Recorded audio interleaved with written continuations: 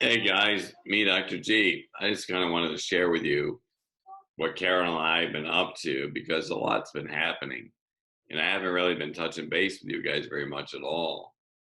Not on purpose, but I've been so consumed in all the things I've been doing. And as you may know, I had a slip back about a couple months ago. I was doing very, very well, and then still don't understand why, but I seemed to slip backwards. I lost a lot of function. The same time I had bowel and GI issues.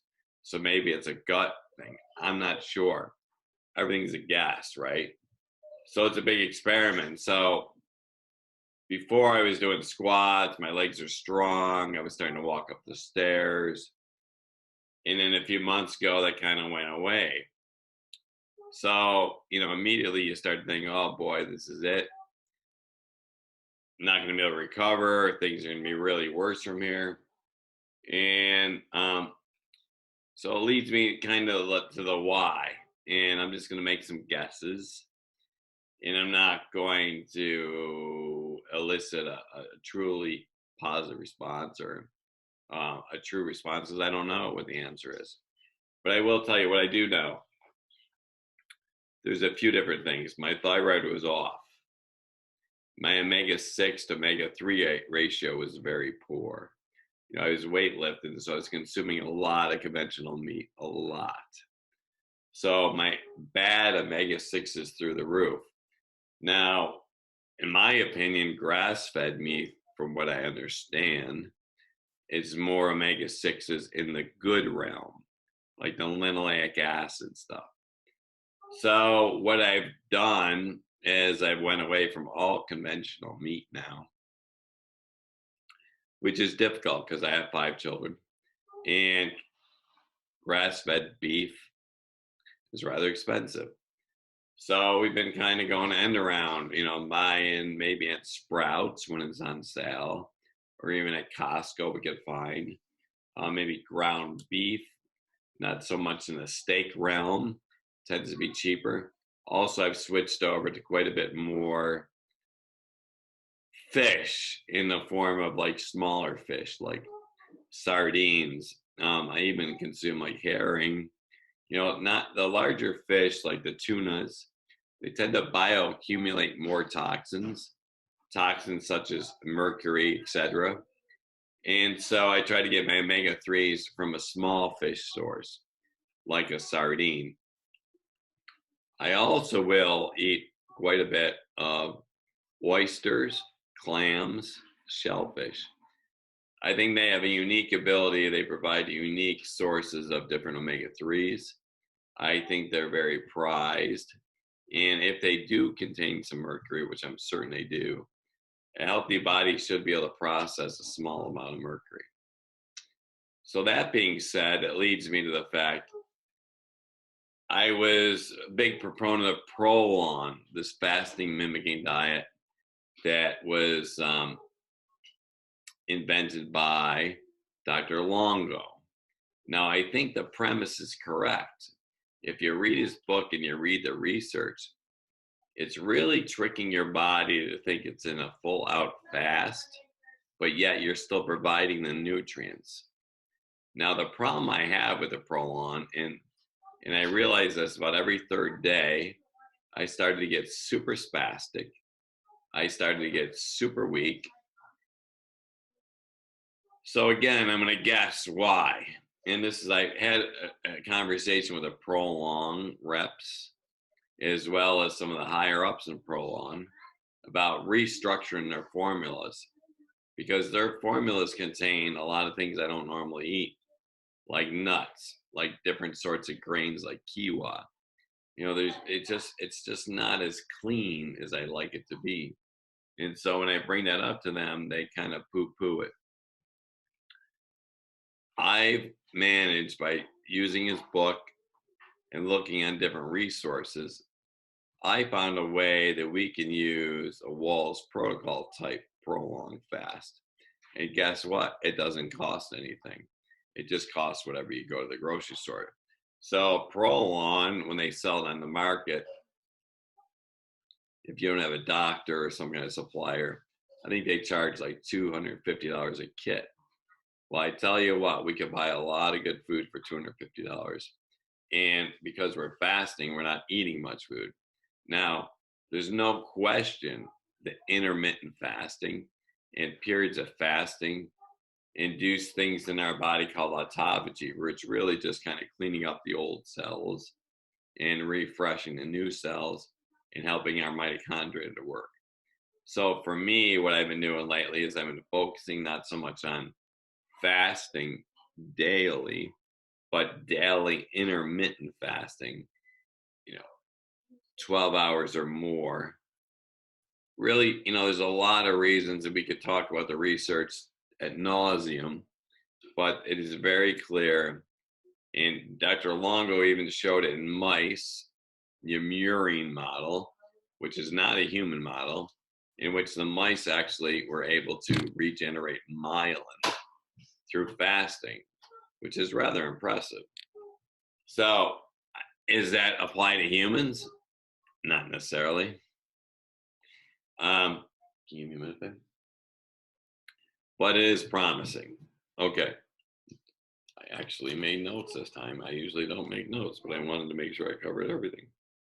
So, intermittent fasting, wonderful. Prolon, not so sure yet. Once I finish my non-prolong, my own kind of prolonged fast, and I'll just publish it. I'll just tell you what it is, because I believe in fasting. I don't necessarily believe in a prolong anymore. I'm just not sure of what they put in their product. I'm not sure what type of nutrients. I'm not sure how old it is. I'm not sure if it's been contaminated. So, not trying to make enemies with Prolon. I think it's a great company. I think Dr. Longo did some really good work, but I'd like to see it cleaner. I'm spending all this time trying to be clean. That's what I want. Next thing, mushrooms. Been doing a lot of research on mushrooms lately. Not that I've been doing the research, but I've been reading the research, digesting the research. Things like lion's mane, increasing brain-derived growth factor. I mean, these are all good things. These are things we're trying to increase our neuroplasticity. We're trying to increase our nerve dendrites and synapse. If you look that up on the computer and Google, you'll see about how the nerves connect. So anything we could do to increase that, I'm willing, right?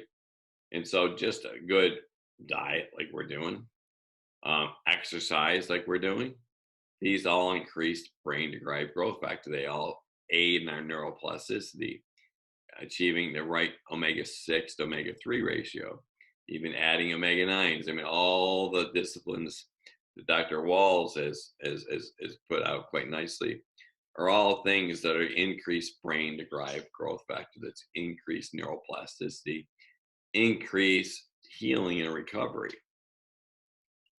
So lion's mane is one. There's another one called willow's bark, which is a little harder to find.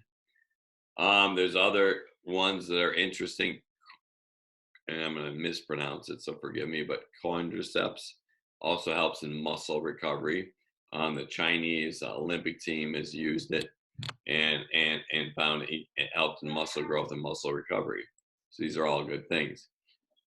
So the other day we purchased some lion's mane growing kits because I was curious, and they're apparently very easy to grow.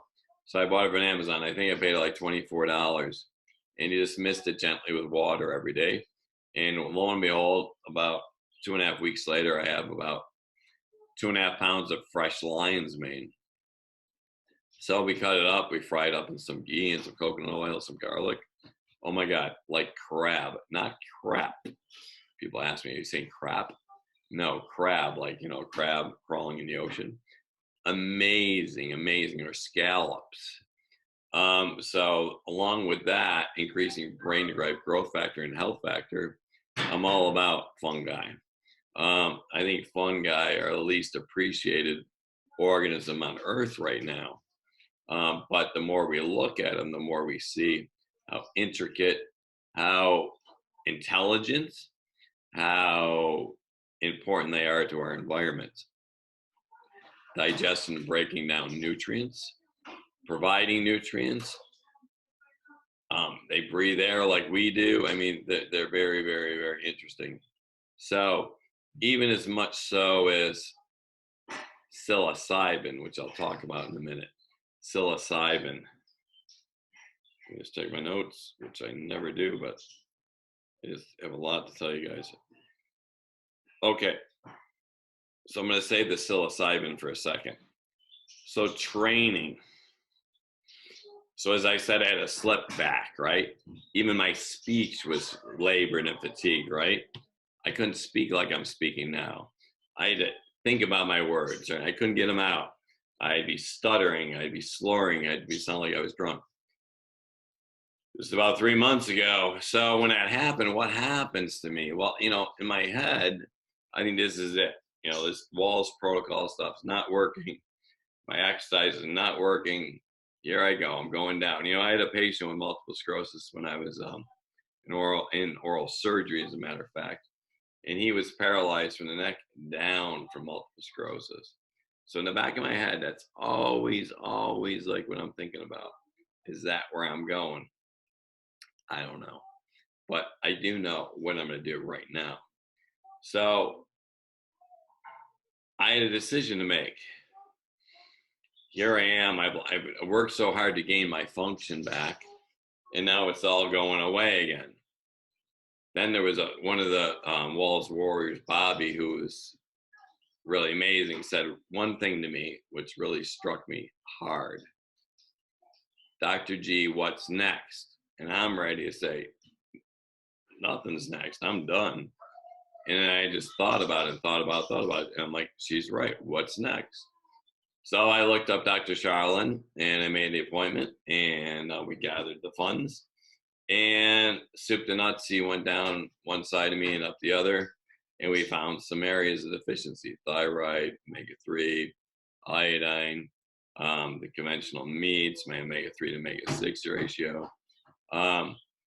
But, you know, we touched on something that was very interesting. And I've always felt like I'm a pretty tough guy.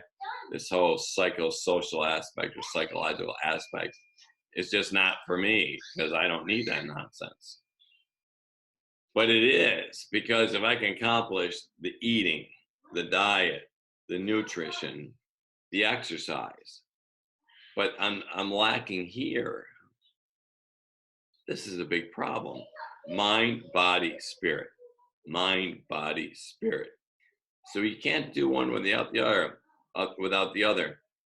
I'm convinced now diet is paramount and fundamental, but not the only answer. Exercise, movement, paramount, fundamental, but not the only answer. Big mental aspect. Paramount, obviously, fundamental, obviously, not the only answer, but maybe the biggest answer. Because if we have that part right, then everything else seems to fall into play. So what did I do? So I went to Charlene. I began to do his recommendations, started to feel better, started to feel more energy, but yet up here, still going to dark places, still going into depression. Why is me? I can't do this. I'm upset. All of it's stinking thinking, because all those negative thoughts that I do, all those shameful things I put upon myself, all those thoughts that I can't do it, all those negative thoughts, they actually turn into real chemical reactions that go throughout our body, contribute to inflammation, contribute in so many ways, gut health, on and on. So fast forward, I'm going to show you a couple things because I think it's very interesting. I don't know if I get this to work, but I'm going to try. So I just want to show you. So this is, I'm going to try to show you day one. All right, this should be day one. Let's try that again. This is day one. Now remember, I haven't been on my feet for days, if not weeks. When I would get on my feet, I would go to the sink. I would hold on for dear life. My legs would shake uncontrollably. Uncontrollably. I can't even tell you how hard this was. Just to get up. Just to get up and hold myself up was so much pain. So treacherous. This is day one. Day one. Sweating. Out of control. Okay? So let me try to show you day two. Because, you know, I don't show this to impress you. Don't show this to impress you. But I show it to impress upon you that we all have, it's all possible that we can recover. So let's see if I can find day two. All right, so hopefully this is day two. Okay, so this is day two. Now I could barely get up day one. So this is day two. Now this is a Smith machine. This is something I purchased. It's in our garage. And I think this is day two. Oh, this is probably back to day four. It's back to day four. I was not doing well there. Okay, let's try. That's day four. That's day three. Okay. All right, let me show you some real quick.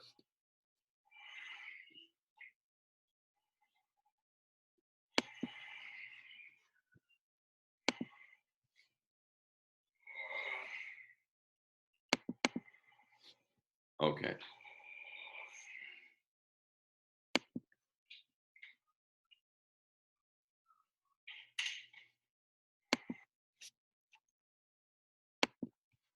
Okay. Day two.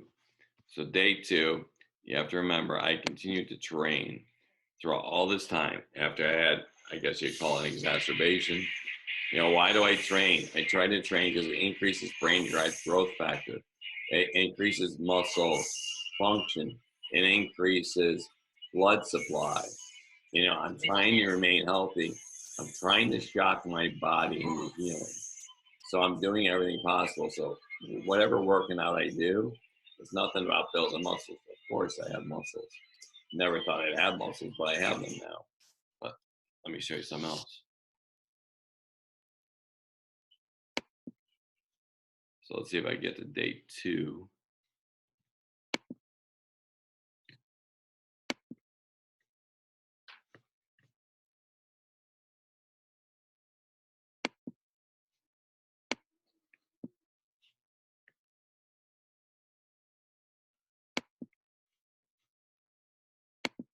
So this is day two. Now remember, day one, I could barely stand. This is just day two. Less than 24 hours later. Less than 24 hours later. Yeah, I'll explain that whole bag and all that after. You know, I do things a little extreme, and that's a whole other conversation. But so this is a Smith machine. I'm in a wheelchair. My second day on my legs. So just to get up is still such an incredible how difficult. I actually had to use my wife to hold me up. Now I'm trying to grab the bar. I lose grip. I lose grip. I could fall right at any time. If she wasn't holding me, I would fall. So muscle memory. Here I go. Get a hold of that bar. I put that bar on my lats. They're muscles in my back. And what I'm trying to do is to keep my knees apart because your knees want to come together because it's showing weak abductors or adductors. I'm sorry. Well, both actually. So, and by doing this, I'm trying to work my glutes. I'm trying to work my quads, which is your front muscle. I'm trying to work my hamstrings. So that's day two. All right, let's get out of here. So day two, I'm kind of excited because I never thought. I bought this machine, bought used, and you know, went to go use it, and I'm like, all right, this is not going to happen. I'm not going to be able to do this. So I was getting depressed. But day two, glimmer of hope. So let's see if I can find day three.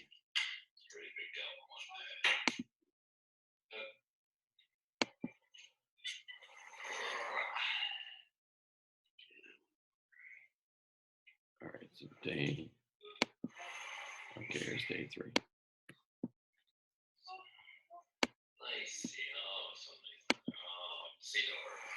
Okay. So here's day 3. So this is, I don't want to be here. I'm kind of sore. But, just pushing. I've been pushing my whole life. It's not time to stop pushing. So this is day 3. It's about 48 hours, a little more, obviously. And you see, I'm already starting to get up on myself. My legs are starting to work. Crazy. Day 3. Let me try it again. Day 3. So I got the bar on my back. The wheelchair is there, but now it's kind of in my way. Like I want to sit down deeper. So I do a couple of those. And I ask my wife to move the wheelchair back. Now, you remember, my wife's a physical therapist, right? I'm not a physical therapist, but I've been doing this stuff so long. And, I was in the military. I had a lot of experience training. Before that, my grandfather used to train racehorses. So I was always into this kind of training mode and how you make muscles, how you make endurance, how you build mitochondria. Big thing with horses, right? Not that I own horses, I got to watch, but look, I was even able to touch my butt on the seat. And I'm holding myself up, and my wife is not supporting me. Crazy. Like I told you, guys, big experiment for me. Big experiment for me. So that's day 4. So I'm going to go, that's day 3. So let's look at some of the other stuff I've been doing.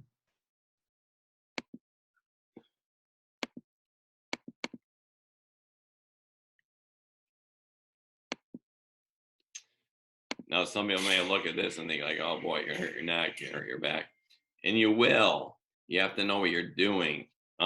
It's very important that lower spine is locked up, that your core is locked up, because you will hurt yourself. So I'm not suggesting people should do this, but I've been working out very hard. And so this is the strength of my lower back. This is the strength of my core, strength of my neck. These are all the things, I'm trying to rebuild my whole body. And so it's kind of a crazy thing. And I know not many people understand it, but I'm well versed. So this is an example. So let's get now to day 4.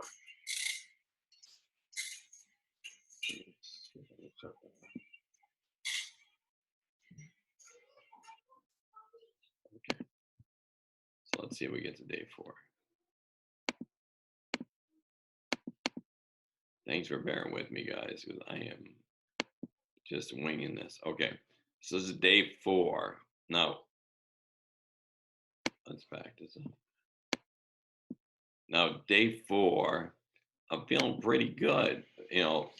I took Sunday off because Sunday's my off day. Carol and I don't train on Sunday, but we train every other day. But look how far back the wheelchair is now. Now I feel confident. Now I stood 4 days, stood up on my own. Of course, I grabbed the bar, but if you watch me now, I move my feet forward. I couldn't move my feet before at all. So it's a little cold. I'm in the garage, but so if you look, I don't have the chair to support me anymore. I'm going a little deeper, not much deeper, but a little deeper. Now, for somebody who's basically paralyzed in 4 days of work, 4 days of work, not including my diet, not including the other things I'm doing, but, rather impressive. I'm impressed. And I'm very excited. This just happened about a half hour ago. So, like I said, not showing you things to impress you, but to impress upon you the possibilities. We're all very, very, very technical beings, very important beings. We don't need, we got everything we need right here. We just got to go get it. So that brings me to the next thing. So how do we go get it, right? So this is a little tricky to talk about because I'm definitely not recommending all this stuff, but I want to show you where I've been investigating, because these are things I would never have considered before. But you know what? After I see all the people dying from different prescription medications, people dying from alcohol, people having all the problems. All of a sudden, these other things don't seem so crazy to me. But they certainly did it as a child. They certainly did when I was in school. They certainly did when I was adolescent, and they certainly do now. Very, very cautious. But I'm cautiously investigating, not recommending anything, but cautiously investigating. Psychedelics. What are psychedelics? They are a class of drugs that work on the mind, that induce things like hallucinations. And, for years, I think they've been used recreationally. I don't know. That was before my time. But in the research, there was a lot of research done in the 60s, and not research into recreational use, but research on what these psychedelics do to our mind. So fast forward, I'm watching TV, and I never liked Dr. Oz because I always thought he was part of the whole corporate thing. But he was being interviewed by, I think, a radio station called K-Rock, and he started to talk about psilocybin magic mushrooms and how they are being used to help people with medical conditions like post-traumatic stress disorder, people that maybe in a war, or people that have had some experiences that, like, it could be abusive, it could be witnessing a suicide, being a member of people with post-traumatic stress disorders. Also, there's been studies now on people that are in hospice. They're going to die. They have incurable diagnosis, in which, with a psychiatrist or a psychologist, a medical personnel, they've used certain drugs like MDMA, which a street name is called ecstasy, and psilocybin, street name is magic mushrooms. They use this as an aid for rehabilitation, and they've had great success with people with alcohol abuse, drug abuse, people with extreme depression. So it goes further. The more research, I mean, if you look at the books, I'm a geek when it comes to books. And so, like, for example, one drug that I'm gonna call it a drug, but it's not, it's a mushroom, psilocybin, magic mushroom. They show videos of what the brain looks like before psilocybin, what it looks like after psilocybin. And the idea of psilocybin, of which I'm beginning to understand, not using any of this stuff because it's illegal. It's class 1, schedule 1 drug. So it's, mandatory, 5 years in jail. So believe me, I'm honoring laws. This is not things I'm suggesting, but it's just new on the horizon. I think needs to be brought forward.